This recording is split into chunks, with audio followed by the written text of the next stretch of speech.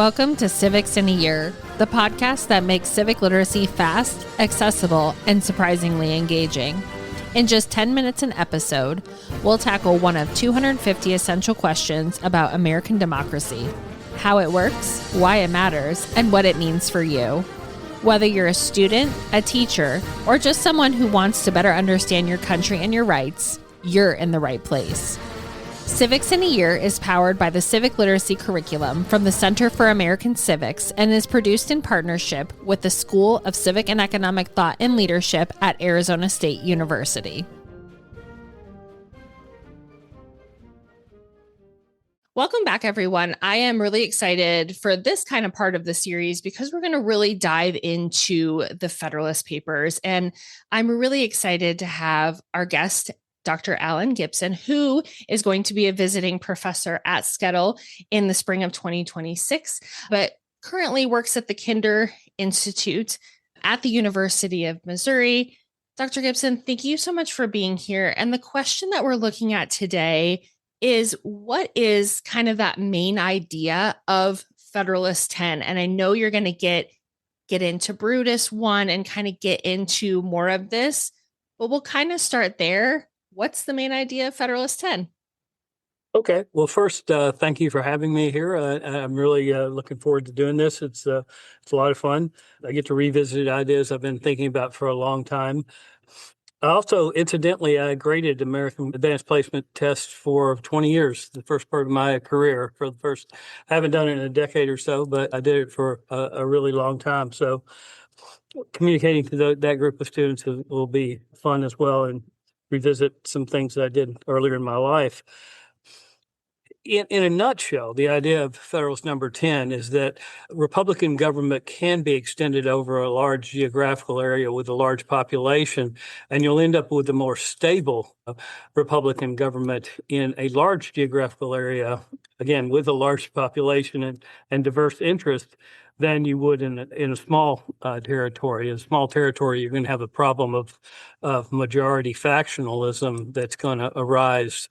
And that really, Madison says there's no remedy for the problem of a majority faction, which is his central concern in the Federalist number 10.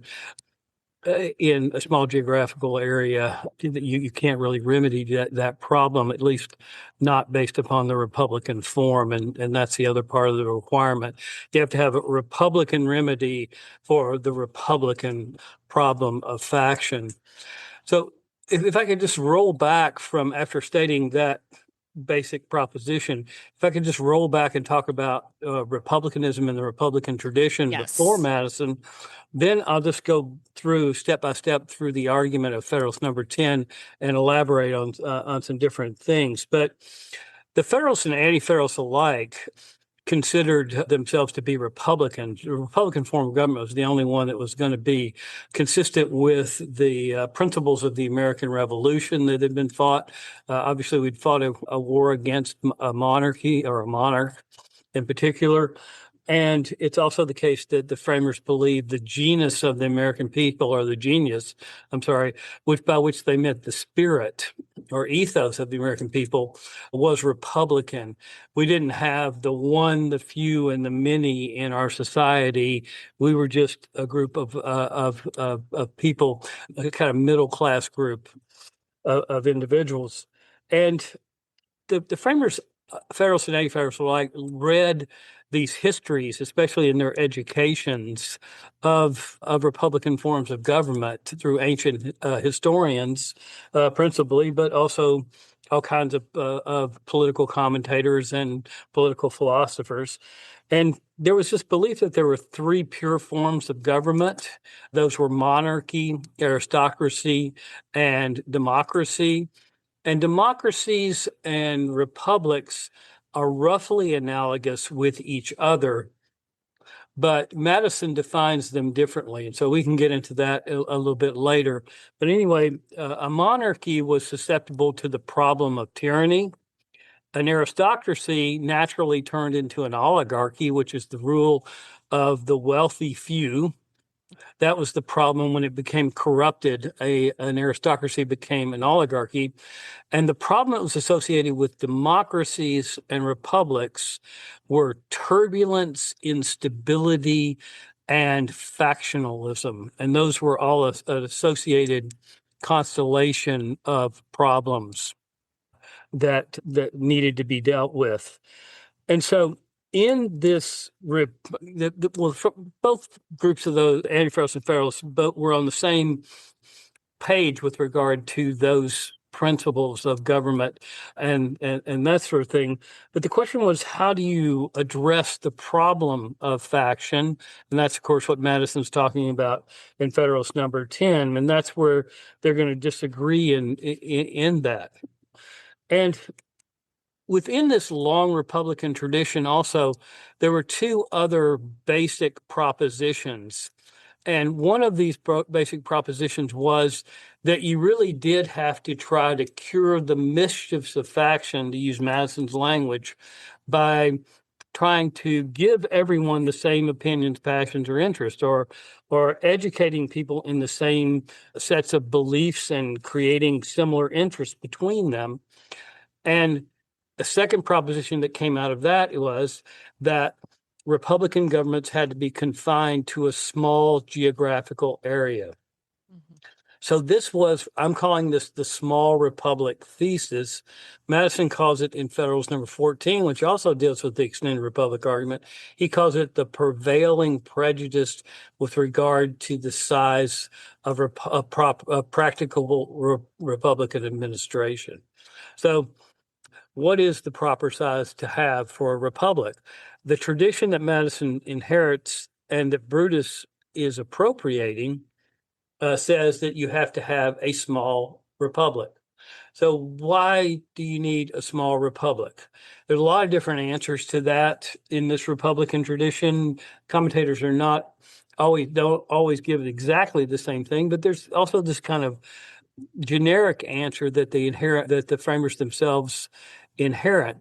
And that generic answer is basically that you lose the content, you lose awareness of and understanding and knowledge of the public good in a large geographical area in which all of these different economic interests and religious sects and diverse climates and peoples and things like that. It's very hard to discern some common good between all of these diverse elements in a large, and you necessarily get that diversity when you create a large republic. So the first part of this is simply an awareness that there is a public good. And let's see, I had a quote from Montesquieu here about this. Montesquieu says, in a large republic, the common good is sacrificed to 1,000 considerations. It is subordinated to exceptions, I'm sorry.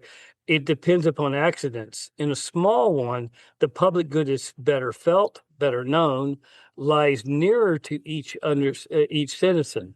Abuses are less extensive there and consequently less protected. So that, in a nutshell, is one of two primary reasons why you need a small geographical area for a republic, according to this tradition. Then the second thing that is commonly said about this is if you either have a large geographical area and you try to govern it as a republic, it's going to naturally transform into a monarchy or a kingship. It's going to take, according to this understanding of government, it's going to take a king who commands force, and also maybe in some cases force of personality to hold together this diverse people in this large geographical area. And if you try to create a republic in a large geographical area, it's going to transform into that kind of government naturally anyway.